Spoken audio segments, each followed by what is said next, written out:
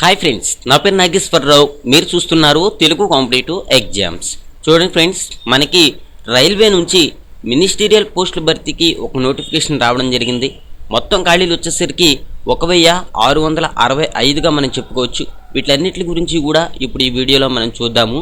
చూడండి ఫ్రెండ్స్, మీతో ఒక చిన్న విషయం, మీరు ఈ వీడియోని చివరి వరకు కూడా చూడండి. చివరి వరకు కూడా చూస్తేనే మీకు అర్థమవుతుంది.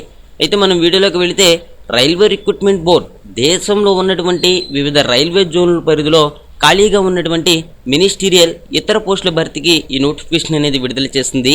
రైల్వే జోన్ల వారీగా కనుక మనం ఖాళీలు చూసుకుంటే, అహ్మదాబాద్లో 30, అజ్మీర్లో 49, అలహాబాద్లో 126, బెంగళూరులో 103, భోపాల్ 24, భువనేశ్వర్ 53, బిలాస్పూర్ 28, చండీగఢ్ 88, చెన్నై 154, గోరఖ్పూర్ 76, గువాహటి 58, జమ్మూ అండ్ శ్రీనగర్లో వచ్చేసి మనకి 59, కలకత్తాలో 319, Malda 24, Mumbai 267, పాట్నాలో 72, Ranchi 21, Secunderabad 95, తిరువనంతపురంలో 19.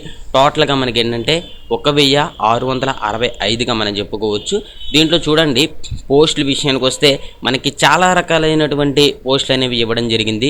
Junior stenographer, junior translator, staff and welfare inspector, chief law assistant, lab assistant grade 3, chemist and metallurgist, finger print examiner, head cook, senior publicity inspector, photographer, పీజీటీలో biology, English, geography, physics, political science, computer science ఇట్లా మనకి అడగడం జరుగుతుంది.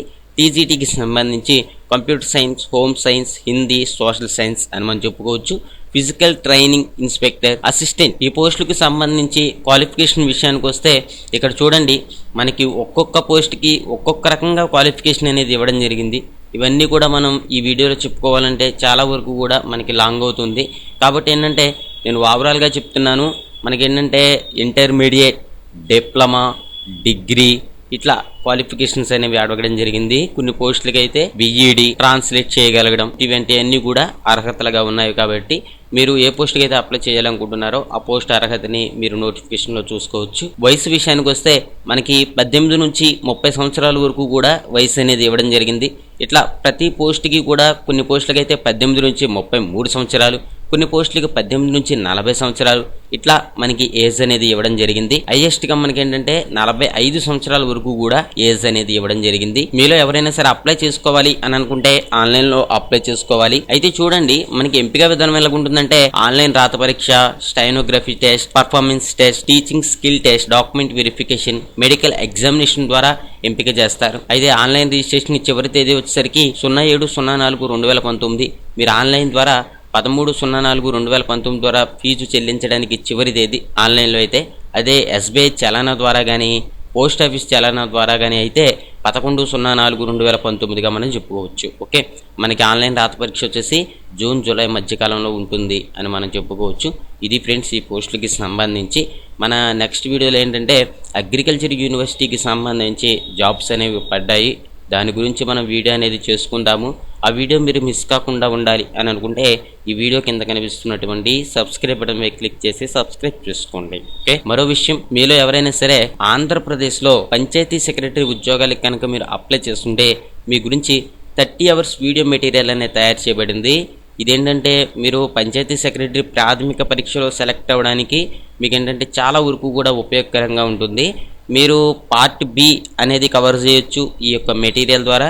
Main ఎగ్జామ్లో paper 2 అనేది cover చేయొచ్చు. Okay, మీరు ఎవరికైనా సరే ఇంట్రెస్ట్ ఉంటే ఇప్పుడు స్క్రీన్ మీద నా యొక్క మెయిల్ ఐడి కనిపిస్తుంది కదా, దానికి మీ పేరు స్పేస్ మీ మొబైల్ నెంబర్ని పెట్టండి. మేము బ్యాంక్ డీటెయిల్స్ పెడతాము. మీరు 1000 రూపీస్ పే చేసిన తర్వాత మీ మెయిల్ ఐడికి ఈ 30 hours వీడియోస్ అనేవి పంపించడం జరుగుతుంది అన్నమాట. ఓకే, ఇది ఫ్రెండ్స్.